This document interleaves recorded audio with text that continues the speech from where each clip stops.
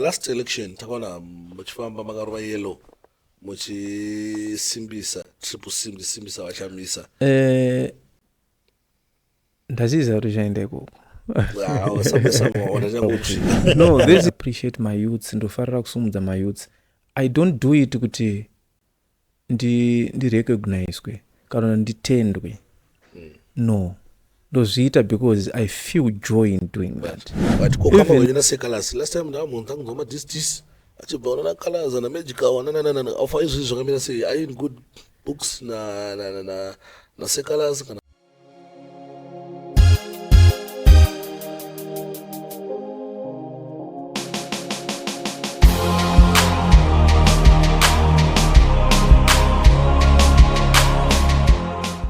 Murisa King.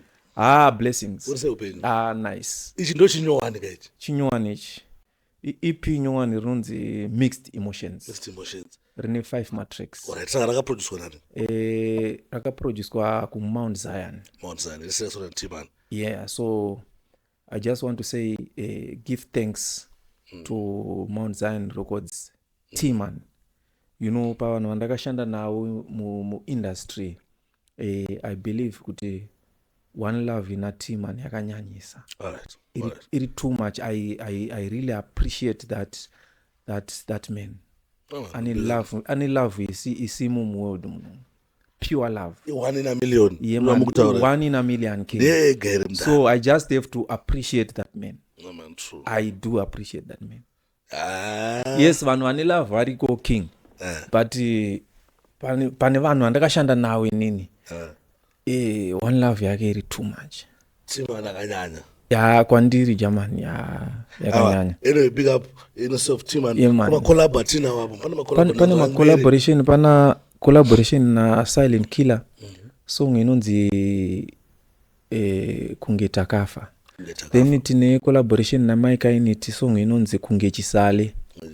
So metsiri pa kungechisale manje apa. Ndofunga chisale mamziya anonetsa pa social media anotamba achisekerera singaite anenge achingosekerera saka ndosaka ndiri kuti waina smile kunge chisale because anenge achitamba futi achita se achisekerera ndo pane art yacho ende chisale ka ndafana mamu recognize sa one munhu akaipa futi because takuta zvima content creators ari muZimbabwe muno. Yeah man, ini ndo muri number 1 because guy mndara kuti anenge achiteka kuti anotangaridza oimba kuti mwana ngachitamba kuti mwana ngachidaira ari one ari creative zvinotyisa. Yeah man, so saka ndo pane metsi yesong iyoyo ndaingoona mavidhiyo yake chingonakirwa nesmile anenge achirova achitamba achismile ndikangoti but bebe rinofanira kuwaina richismile kunge chisale zvinobva zvanakidza. Waina smile kunge chisale sadza ronaka richipisa darling. So I can see experience kushana na legend wakena sana Mike Ainiti. Mike Ainiti akaipaka mna. Yeah, Mike Ainiti is a big artist. He's a legend. And I'm also a legend because it's been long in this music industry. Yeah man. Was ndimakata nditotanga iji. Yeah man. In fact isusu atikwanisa nyaya dzimdanzo. Takasasa kuti kufire. Tidanyepa. Yeah man. Tidanyepa nyaya dzedu. Because takachipusha chinhu ndakatanga nacho pakudhara tikamhanya nacho chisati chatombotanga kuteererwa chaizvo chichiri underground. Yeah man, I remember. Tichingopefoma maclub. Kuti kuchitown kuna Rick Fire. Yeah man. Arikuruwa mangoma ibabanga bluetooth baba ndisenderewo. Exactly. Kana CD dipone mononzwewo. Yeah man. Alright. So then tine imwe song collaboration na Chipo Mchegwa. Alright. Inonzi usandirwadzise. That one is a big tune. Yeah man, I think that song ndakamboinzwa katika. Yeah man, it's a big tune. Trust me. Akaipa plus Chipo chiripo. Yeah, it's a big tune. Then I also have another collaboration with Tanya Tsotsi. Yeah, man. I remember that quick. Yeah, ani vocal rinonaka. So ndaiterero zvangu masongs ake. Then brain dzangu mangofunga kuti but panogona kuitika something. Tonongogadzira something. Because inini from long time ndiri munhu wekuti ndinonakirwa neku uplifter my youths. I feel good ndika uplifta my youths. That's why you're not even ukatasa from long time pa page rangu chaipo. I almost post my youths almost 80-90% of my youths because I feel joy pa ku uplifta my youths. No man, so I think the spirit ndo yato etaona wana nari kufaya wakawanda wane chido ne shungu zokusimudzira new blood, because I believe kuti youths are the future. Ndo ma legends emangwana. True. You understand? So we also have to uplift them and teach them love. Because pamune muchiva appreciate muri kuvadzidzisa love. Saka iwo vachatora futi love iyoyo vopasa to the next generation. But mukavaratidza hate kana kusanakirwa nawo muri kuvadzidzisa hate. So we have to teach them love so that vachapasa off to the next generation zvichifamba zvakadaro. I'm happy kuti first time yangu kusangana nemi ndichimboona mukare kuti ndine ndichikubvunza muchitsanangura mudara ndanza muri kuita preacher love still muri murasta ere true rasta isn't true rasta like rasta ida atoziya kuti vanomwa room temperature mvura vavadye nyama vaite sei. Inini muonero wandinozviita about this rastaman thing, vanhu vanogona kuitora sereligion but inini handizvitore saizvozvo. Unozvitora sei? Inini I just believe in the most high creator. Alright. My creator. You understand? And also pakuti usadye zvakati ndinozvitora neside rehealth yangu inini, noti zvokuti ninge ati zvakati, no, health yangu inini. You understand? So I'm also someone kuti yes ndomwa room temperature mvura because mvura inotonhora inotouraya voice box. Alright. Yes, food yandinodya handitodye processed food. Alright. Food yeseri processed handidye because it's not good for health yemunhu. Zvakafanana ndokupa example yekuti tinned beans dziri kudyiwa. Yeah, dzatorova. Inenge ine 5 months 6 months in mutini, then uzodya chikafu chakadaro. That's not food, that's chemical, not food. Saka uri kudya chemical. Alright. Saka hauzvione ipapo, unozozviona through the passage of time nekukura, because immune system inoita ichidhakwa nekukura. Ndopanotanga wakudevelopa manje zvirwere zvakasiyana siyana, but kwazvabva kumashure. Alright. You know, because chirwere chese chinorwara nemunhu 90% to 95% chinobva kuzvaunodya iwewe. Alright. Chirwere chese chaunorwara nacho chinobva pazvauri kudya iwewe. So you need to know what you eat, what to eat, what not to eat. So wanyatsoita munhu chai. Then ndokupa another example yekuti this generation yedu inoi, ndokupa example yemunhu wemurume ukatasa vanhu vari kuma-30s vatoparara musana. Why? Because of what you eat. Ndichiri kutry. Uchiri kutry, haufaniri kutry, unofanira kuita. Ndona ngoti ravanapa ndimupine section. Pupurai, vanokwanisa kupupura, vanopa testimony. You know, comment section vanoma testimony. Yeah, so angori ma teachings atine ndichifanira kupa vanhu kuti be careful what you eat. Chikafu chatinodya, you have to be very careful. Inini ndabelieve kuti marasta haadyi nyama kusvika munhu usandakazoona kateo ari padeni pake achitokanga. No, kateo is not a rasta man. He's a bad man. Saka ingori nyaya yehealth yemunhu, noti kuti zvine pazvakanyorwa nzi zvakarambidzwa, no, inyaya yehealth yako chete kuti ino inini handidyi zvakati kudya hakuna kuipa, kusadya hakuna kuipa. Kukopa chitendero chenyu, are you a Christian? I just believe in the Most High Creator, Sustainer, Redeemer, Light of the World, the Most High God. That's what I believe in. Jesus Christ. Kana taakutaura ipapo manjika, kana tichitaura the Most High God, there is what we call Father, Son and Holy Spirit. Chin one. Right, so which means you believe in Jesus Christ. Because Jesus Christ is also God. Alright. Asi mutendere kuti Jesu akafa akamuka, akufira zvitadzo zvenyu, akafa akamuka. akaenda kudenga. These stories and issues are very sensitive. But now wakatambugara na fireman. Yeah, they are very sensitive. So in I believe I don't have to go there because my stories are sensitive because in this universe vanhu tinobhilivha zvakasiyana.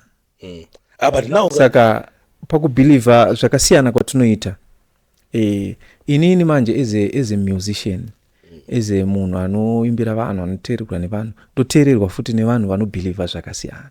So I don't have to comment mamwe ma-issues are sensitive.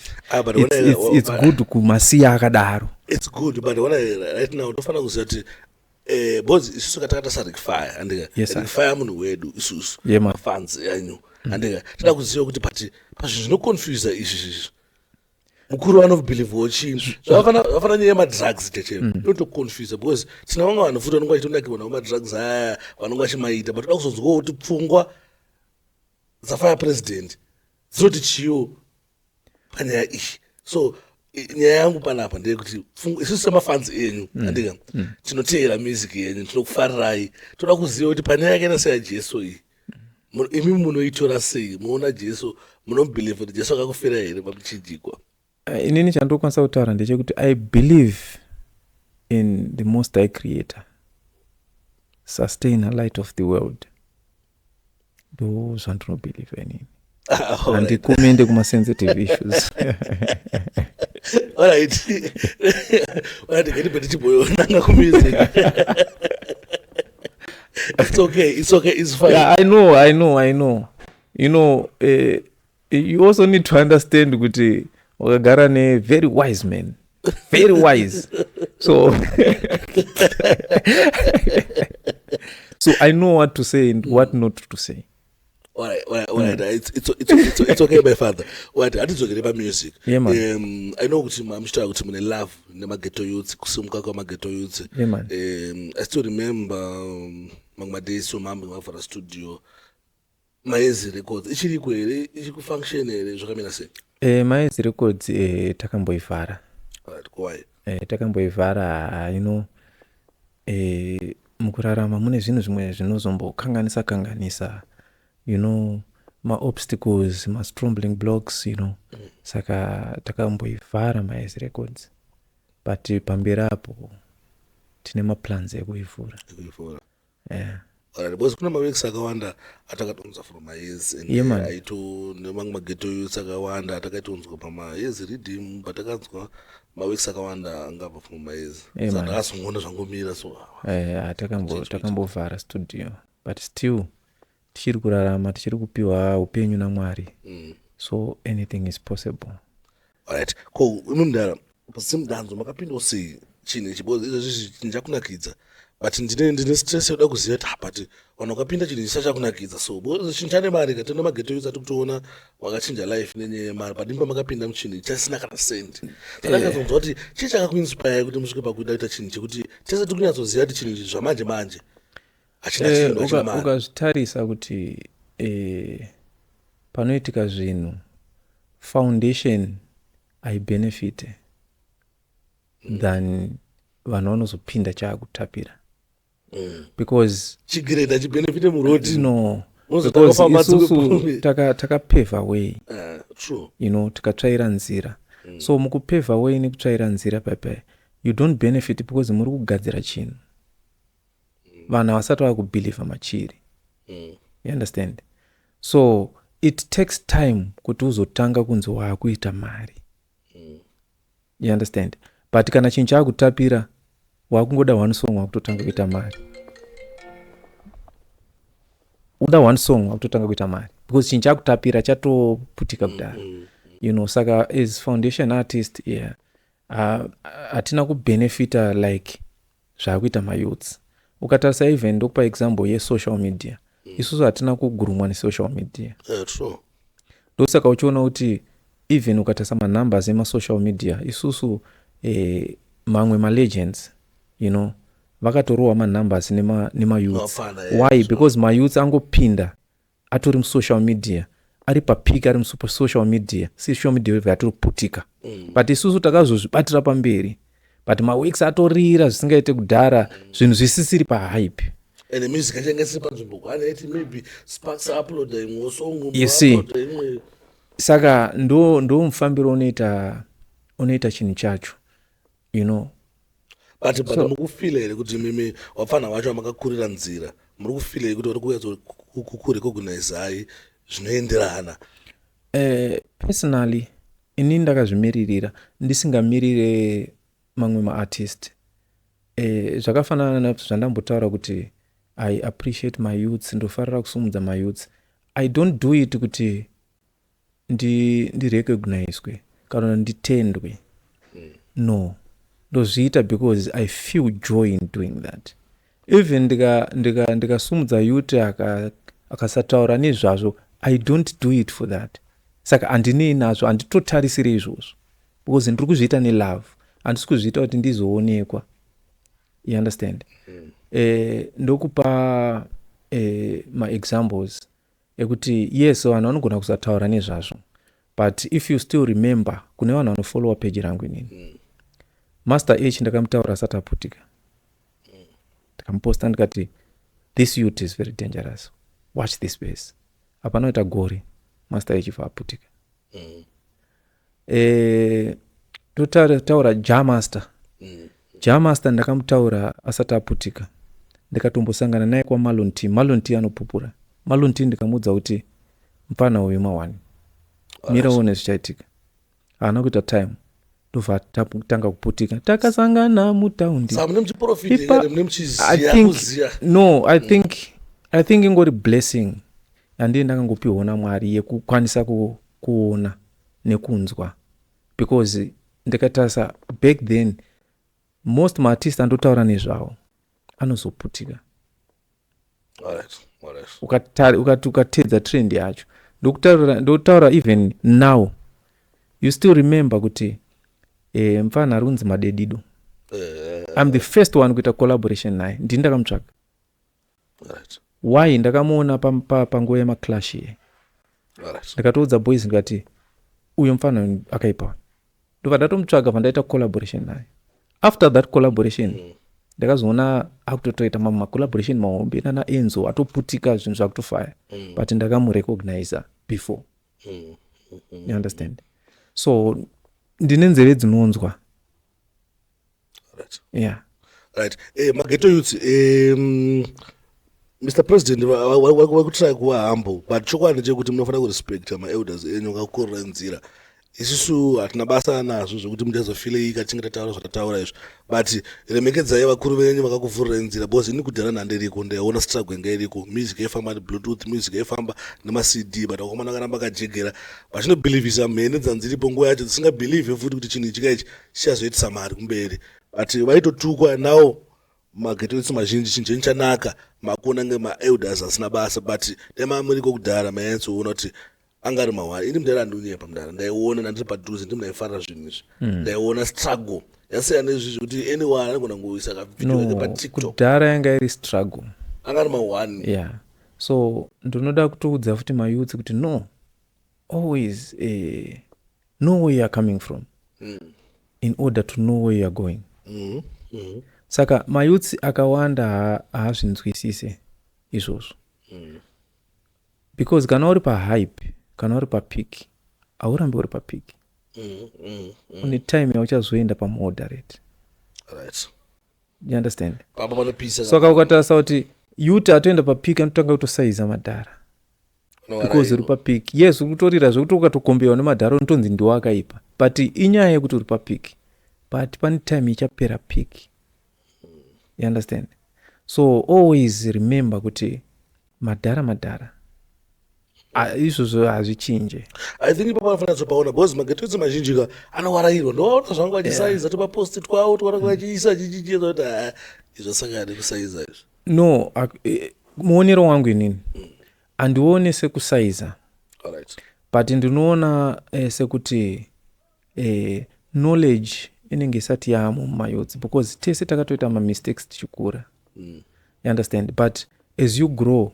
unopedzisira wakuva more knowledge experience you understand ndosaka tiri kutodzidzisa because takabva neko so we have to teach my youth kuti no zvinofamba so iye anenge asingatozvinzwisisi.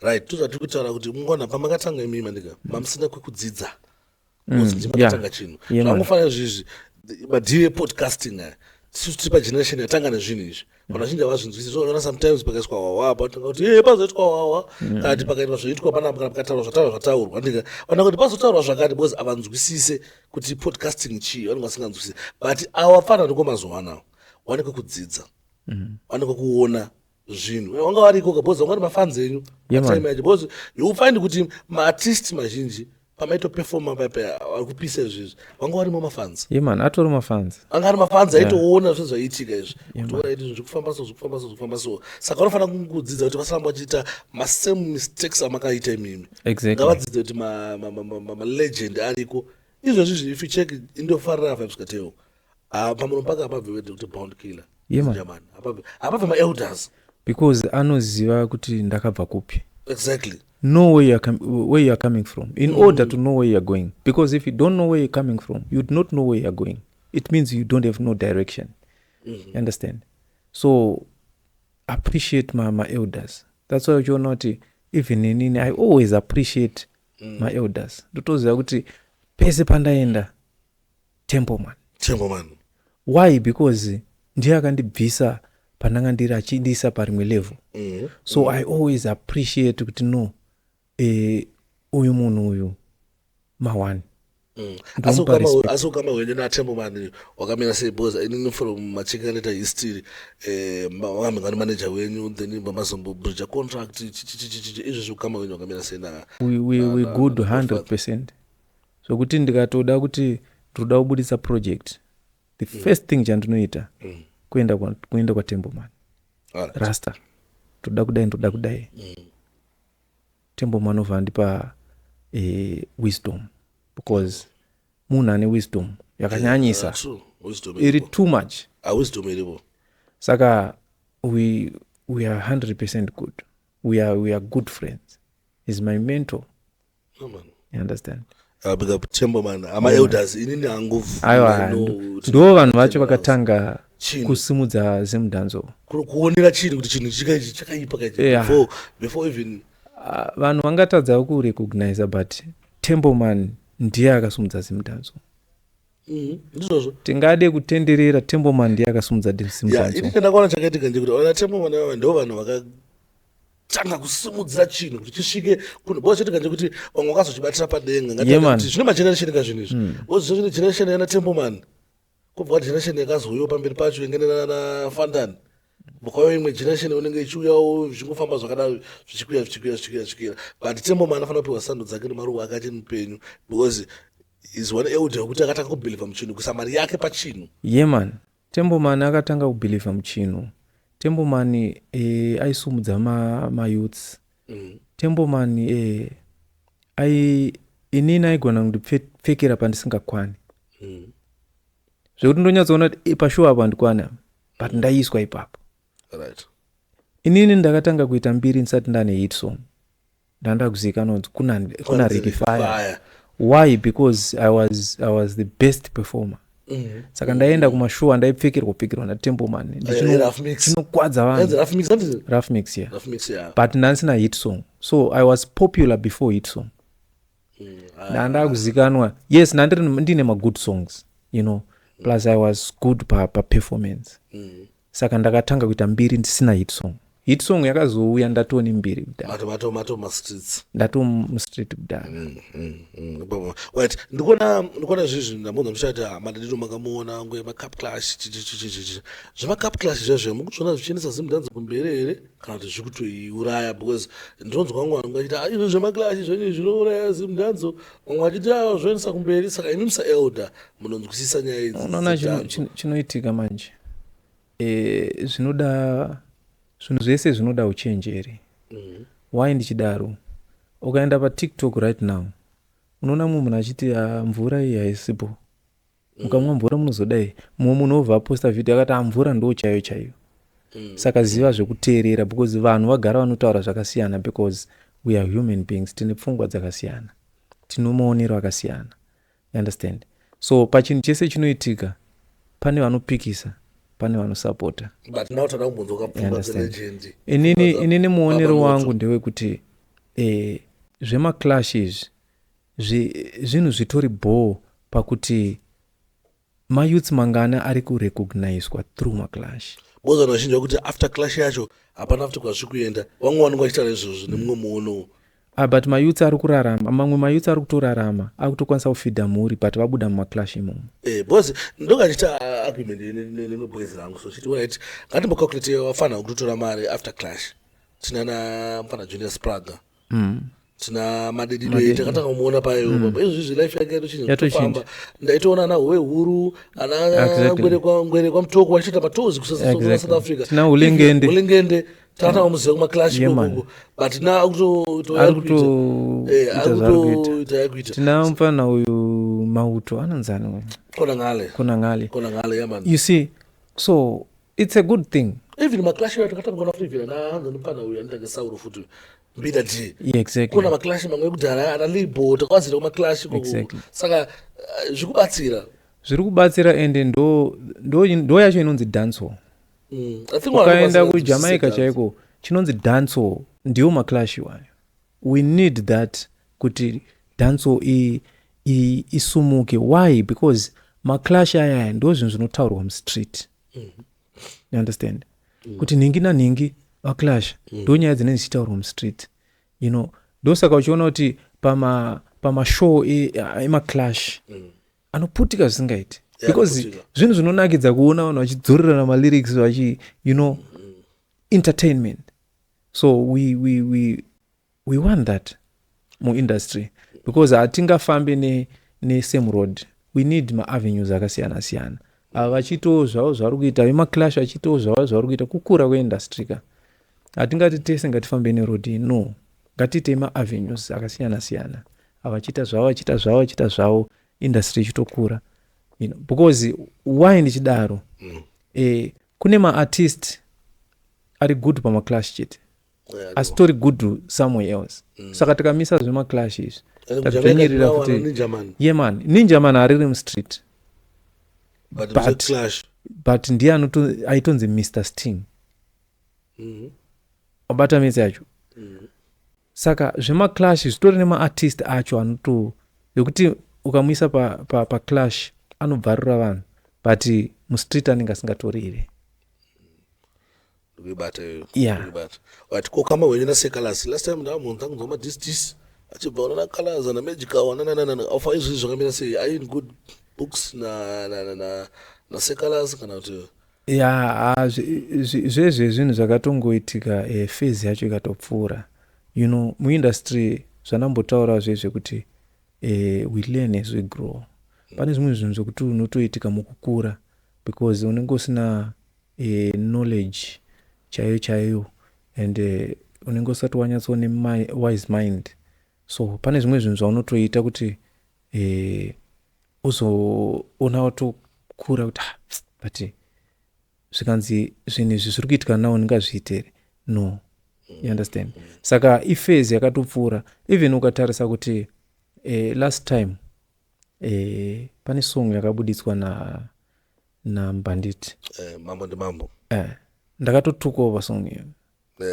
But I react. Why? Because wisdom. Ndane enough knowledge.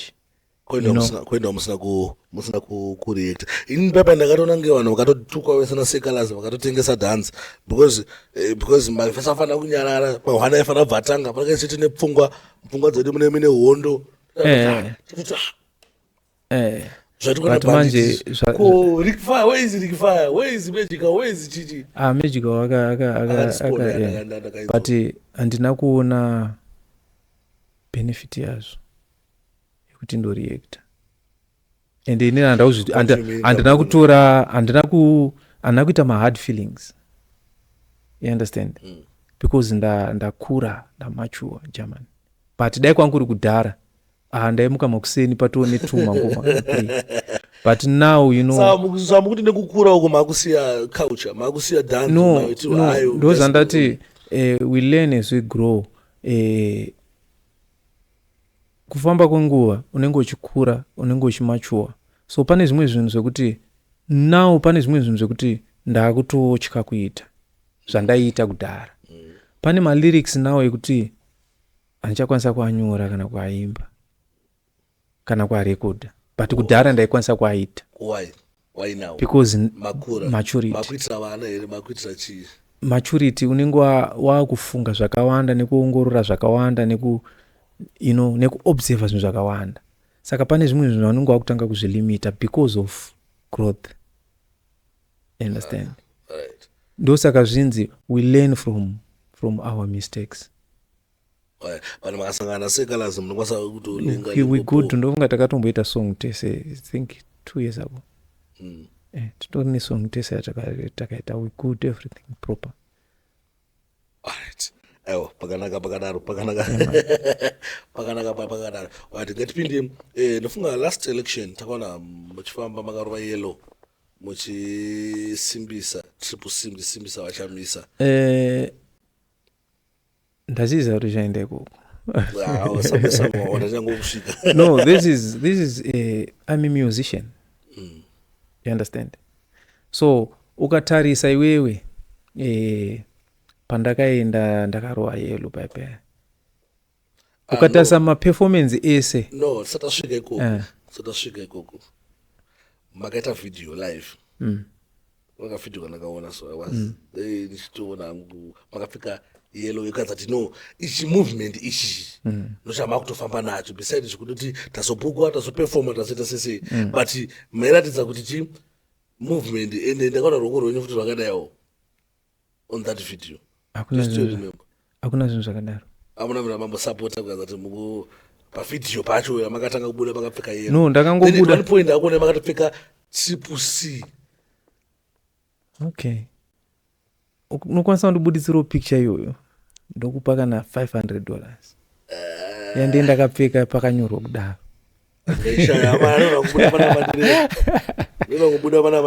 Akufokaiwana picture iyoyo asi ndaipfeka yellow because movement zvakafanana nekuti uri kuenda kunoperforma kuchicken inn.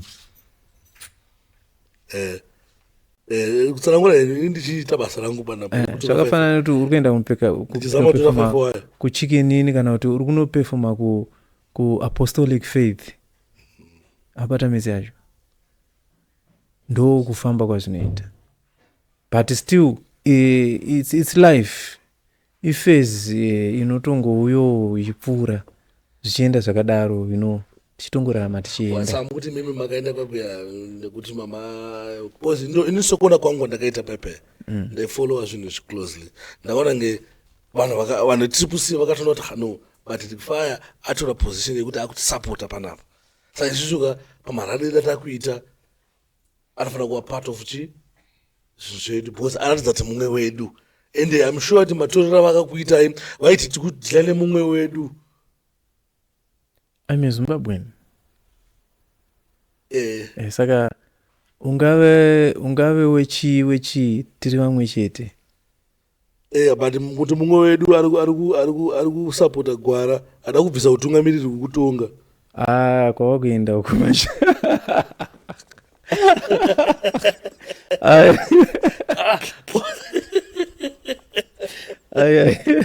Kwavakuenda kusiriko. Ndinati ndiyatozwisisa kuti ndiyandi kutarapana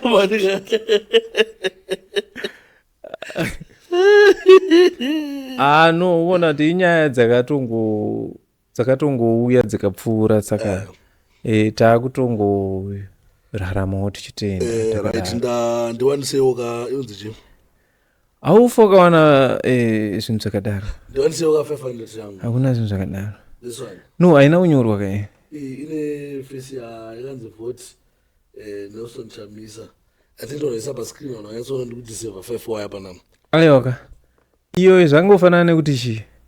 Zvangofanana nekuti iwo unogona kupfeka t-shirt ya Tupac. But ndo t-shirt triple C anga ndichitaura. Iyo t-shirt ndiye triple C. Okay. Ndiye triple C. Ndafunga kuti ndiri kufungudza rekutaura regalia kama regalia yangu andairova. Aiwa, ndo regalia. T-shirt ika regalia. Andikureva angu inini. enyi masutu masutu angu inini ya matisheti ndo maipfeka kanzi zvinhu zvakatoitika zvikatopfuura tikato tichazosvika futi pamakazonosiya futi chinhu asi akubvunza tizoni kuti pfungwa idecision yamamatora yandika yekuti makusapota opposition why makachuza nyaya idzodzo manje ndinoona kunge tofanira kudzisiya dzakadaro because hadzina kukosha tofanira kudzisiya dzakadaro asi hadzina kukosha ngatidzisiye dzakadaro alright ngatiende kudzimwe nyaya idzi ngatidzisiye dzakadaro tiripo patichingodzipedza tichienda kune dzimwe nyaya obviously takaona maperformance arohwa then after some time obviously tida kuassociate newetriple C nevanhu vanonge vachida kupikisa ndika then later on takazokonai muri padhina nevakomana vekusanpf vanhu vazhinji vakatanga kuti vatengesa vaita sese vatengwa nelanji aita sese chii yazotudza izvizvo zvaitika paipa pamwe mune matengwa nyaya dziri sensitive ngadzisiyane nadzo. Let's move on to other stories and even music. Atakuenda takudzoka kumusic apa kwakuri kungopfurawo kakorika ipapo chetakanyora upenyu hwenyu hwese no nyaya idzi I think we have to focus music. We have to focus music, you know, nebasa rarikifaya chairo remusic, you know. But we have madanzo artist, my politician, Tina Bobby Wine from Uganda. Is a dance artist. But now we are talking to Ricky Fire. Saka ngatingoti nyaya idzi ngatimbodzisiya dzakadaro. But I'm zvidei politics kuti munhu azongopinda mozomboita kana MP yokuchitungwiza kana chi. No, I'm not a politician. I'm a musician. Well, I'm not a politician. Alright. So kuti ndikanzi ndoda kuzoita MP kana no, akusiri kusaidi kwangu ini. Kusaidi kwangu ndiko kuimba mangoma. Alright, no problem. Ndofunga tukuona maartist mazhinji seviki vari kuappreciate mudziyo nemudziyo yekuti vaartist afambise muri kuona here zvichizosvikawo pamusuwo waMr President. Inini handitarisiri anything handi-expecte zvinhu. Amutarisire gift? No, because ukatarisira you'll be disappointed. Even iwewe uchidanana nechimuko chako ukatarisira too much uchadisappointeka. Why? Because uri kutarisira. But amidi umeona ngonyoro tsamba dzimwe dzitakona dzichinyorwa na Sniper Storm. But I'm Ricky Fire. But amuzoone vere kuti mungona kunyora tsamba makatoswera mamu nezvimwe D6. No, handizokwanisa kusvika ipapo zvangu. Zvonyadzisa kazvo kunyora tsamba. Aiwa, not kuti zvinonyadzisa. Because vanhu vari kutozviita vari kuzviita. Because handingade kuti zvinonyadzisa kana kuda kudhisa anyone, no. Kune munhu ari kuzviita it's bore kwaari. Because indotaura ndakazvimirira. But ndakatarisira sei kune mumwe anambonitamidzwa kana mbijana akati akwaje kuti ndingoita ndikuita. Inini hangu handitarisire anything. Asi zvikauyawo muweni mutambire kana kuti munoti no. Tinozozviona zva kana nguva yacho yasvika. Tozoona tasvika pabridge kuti chii chinenge chichiitika. Because hatingataure kwatisati tasvika. Because kutaura kwausati wasvika ma-assumptions but saka but chokwadi chacho mndada kudza chakazosvika pabridge ndika masina asiwe. Okay. Masina anotorwa i-advice yaingobatisana hedu semabrothers oyangoadvise masina anotorwa tinozoona tasvika pabridge toisa pateni masina zvimwe zvesotaurwa nevanhu ozodasise aisitiri magetoids isusu tingatonyimwe mndana but zvakauya izvozvi zvinango ndakapost izvozvi nongoti pamwe ndini ndakaposta akati ndine sparks going civic ndinoti thank you very much Mr. Ricky Fire for coming takumbo todzoka manje right but pane imwe wari yandinayo muindustry medu inyaya dzemari kuti struggle takaitamba kudhara but mari kutenderere zvizvi zvekuti zvekutitisa mari mudhanzo semalegendi muno chii chinhu choitisa mari mumusic because my advice is as a musician usamire nemusic chete. Why? Because music ine time. All right. Saka if you are someone ane uchenjeri usamire ne music chete but ishandise se stepping stone. All right. Understand? Find something zvaunoitawo mukurarama zvisine ne music zvinokuraramisa because music is gambling. Zvinogona kudhakwa, unogona kutotadza kana kuteererwa kana kublutikwa, zvinhu zvinoitika so you need to find something zviri kunze kwemusic zvinokuraramisa, zvinoraramisa mhuri, that's my advice. So beside the music rikifaya chichimwe? I have a lot of things that I do, but andikwanisa hangu kuexpose mabusiness andinoita. Why? Because zvakafanana nekuti kune munhu akatojamuka rikifaya asingade kutombomuona but ari kutondipa mari asingatoziva kuti ari kupani rikifaya. Saka pane mamwe business andisingakwanise kuexpose but I have a lot of things that I do in life. Ndine tuma business twandinoita in life and also I sell cars. All right. Maybe industry. I also sell cars. All right. Yeah, so kuti ukaenda panonzi pa Cars for Africa Village kashoma kundishaya ipapo. All right. And I also want to give much respect to the owner of Cars for Africa Village. He's like my brother. All right. You understand? Munhu anondishowa love and support imwe iye iri pure. You understand?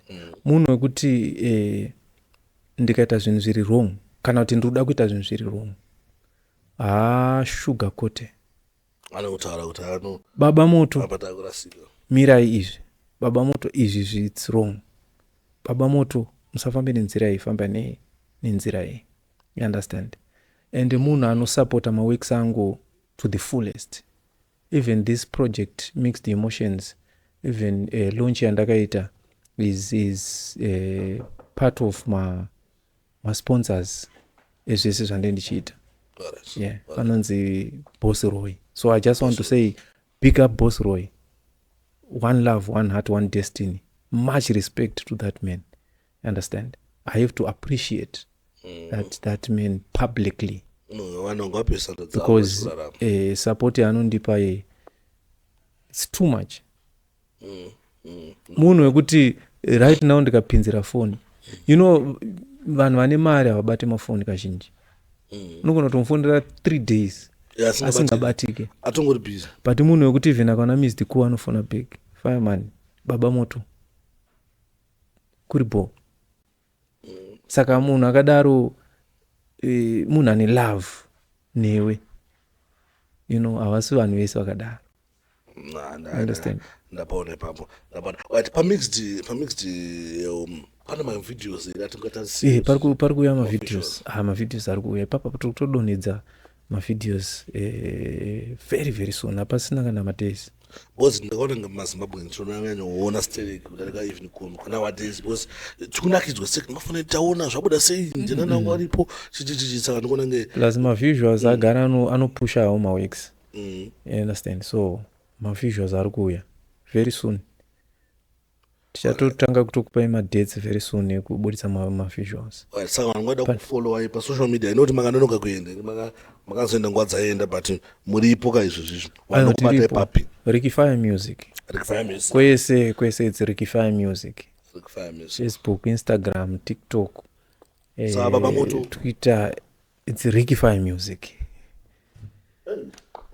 Saba moto ningiyabaka wasaba moto muribo zvese waboy ngati ndine kuna ngandina hanzvadzi dzangu dzetsilo baba moto apa manje makutaura na Rickify manje iyo manje yakuda Tulani manje yokurora imwe yese yakuda Tulani boza apa mukutaura na Rick kwana ndatongosunga tebhani chete ato Rickify it's music, it's all about music.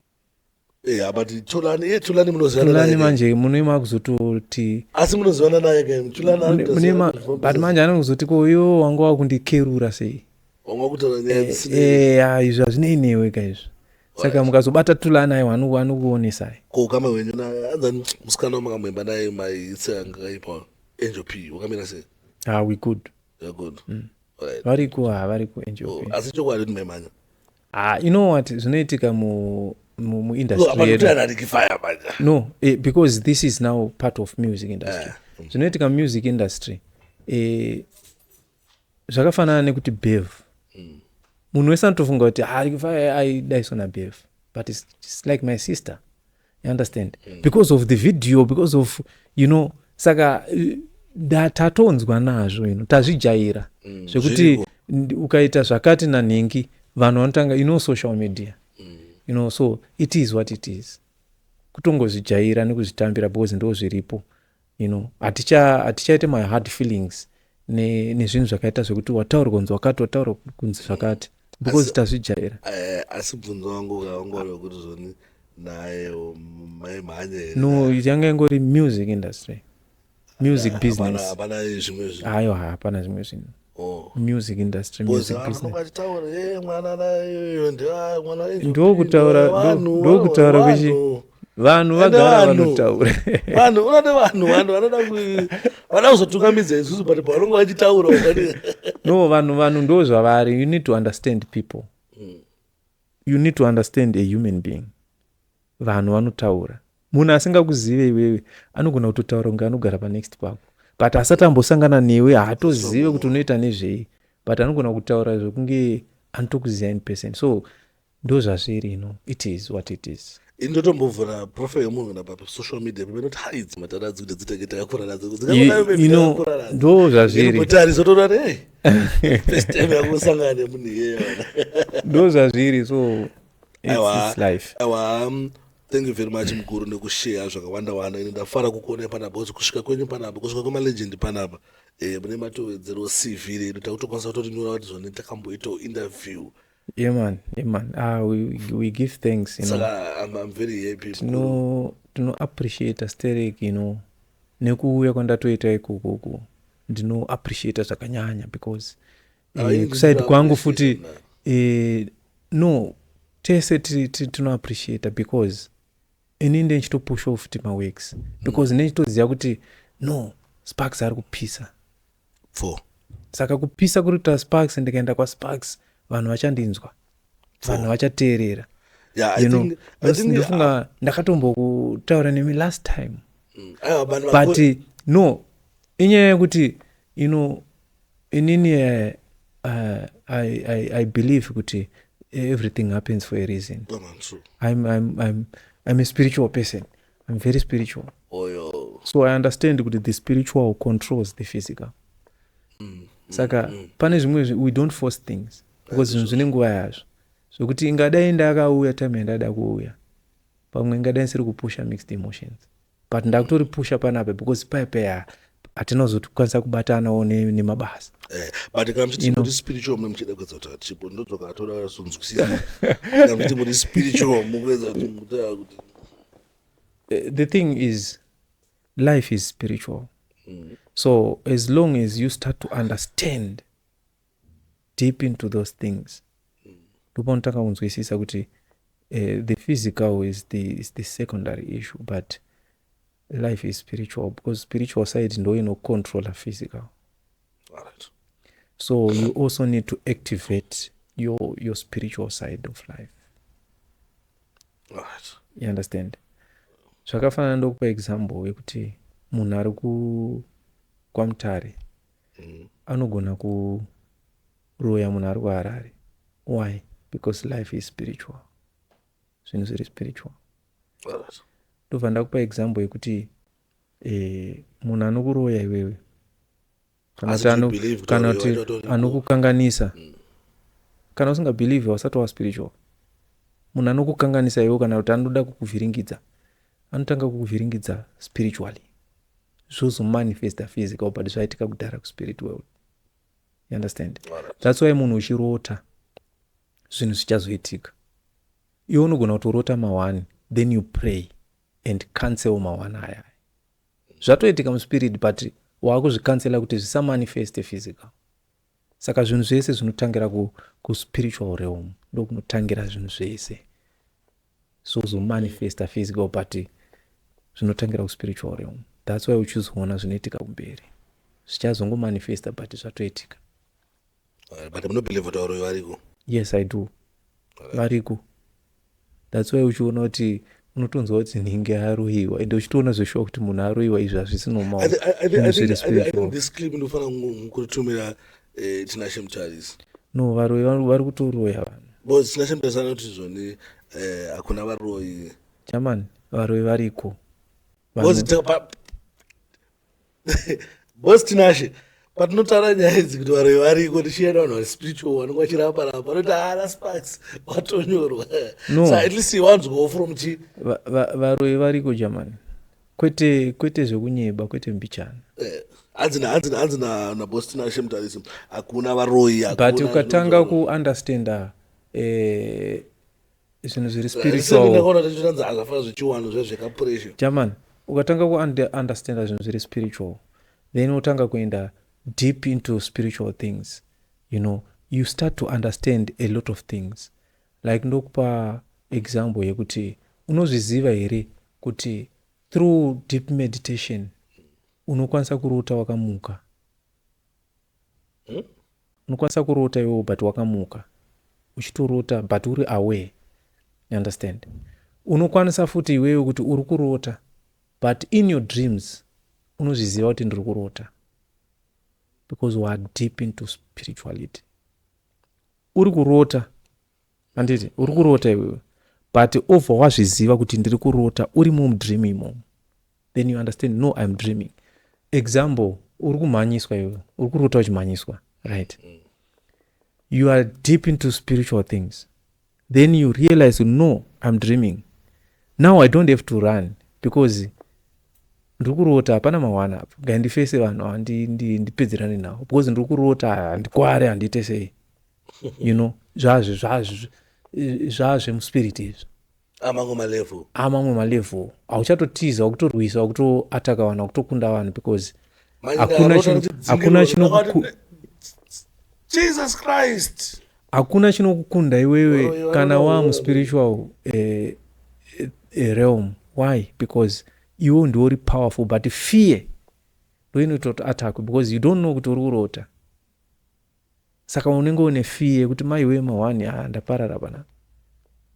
But ukabvisa fear iyoyo manje ukwanise kuvhiringidzwa because you know kuti ndiri kurota is danger. You know, so saka life is spiritual.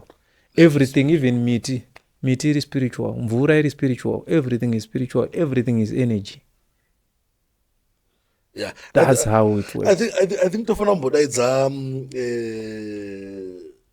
ndafana mbodaidza mdara timbotauro dzimwe nyaya dzisidze music but chimboyatsobata nyaya dziri spiritual from understanding muito life kuti iri spiritual in a way yakati suppose vana vazhinji patinovaudza kati pano patodaidza men of God kuti vatsanangure kana kuti vanhu vari spiritual ng'anga nechine chimwe vanonga vachiti haiva ndezvoda kuedhana izvi ndezvoda sese but life is spiritual because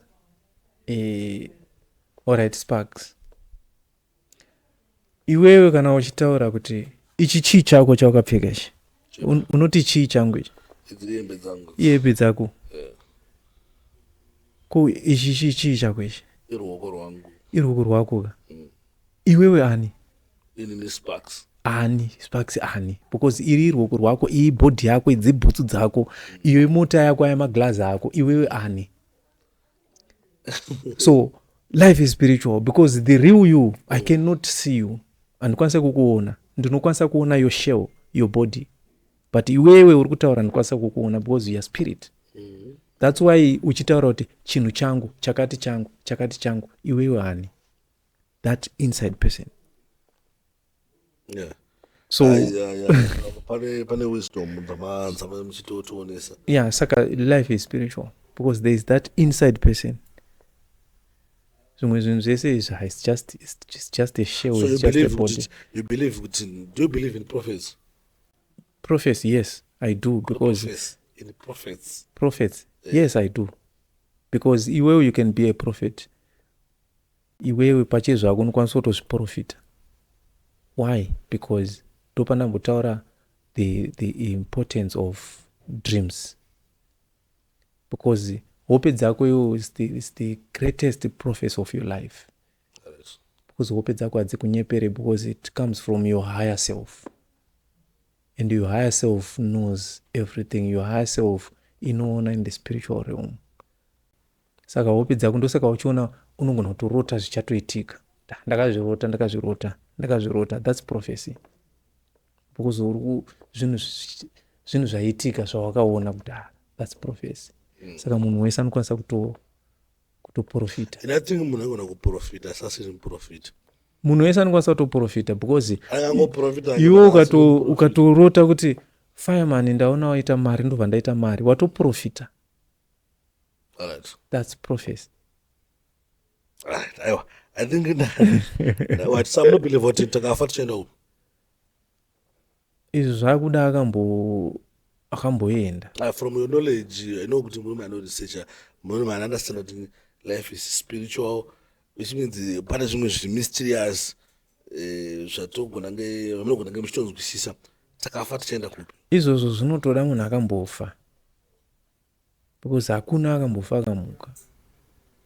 Anokwanisa kuuya neinformation iyo. Unoverenga Bible? Yeah, Bible ndinoverenga. Ndinotorinzwisisa because it's just a book. I know Bible is just a book. No, it's a book. Bible is a book. It's a book. Bible. It's a book, but not just a book. Rakangofanana God is word. Tinotenda kuti ishoko zvirimo zvakanyorwa naMwari.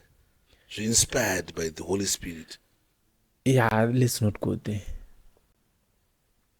It's okay. It's Alright.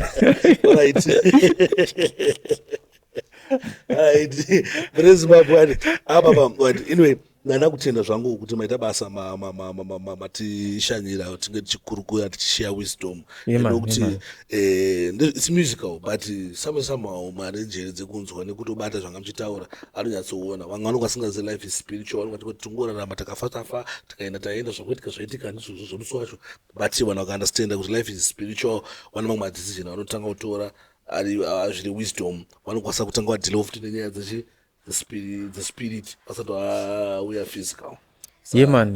Thank you very much Mkuru for coming. The local music to the world. Yeah man. With that we are at Mixed emotions. I just want to say kune munhu zakateerera, give thanks and praise to the most high creator, sustainer, redeemer, light of the world every time. Love your mother and father because they bring you upon the face of the earth. Respect every woman in this world because every woman is a mother and every girl is going to be a mother. 4. Take care of the little children because the youths, them are the future, them are the mother of and father of tomorrow. Don't give them drugs and alcohol. Give them education and rise up the nation because education is the key of life. Yeah man, blessings, give thanks. This is Baba Moto signing out. With that. No, there is no danger.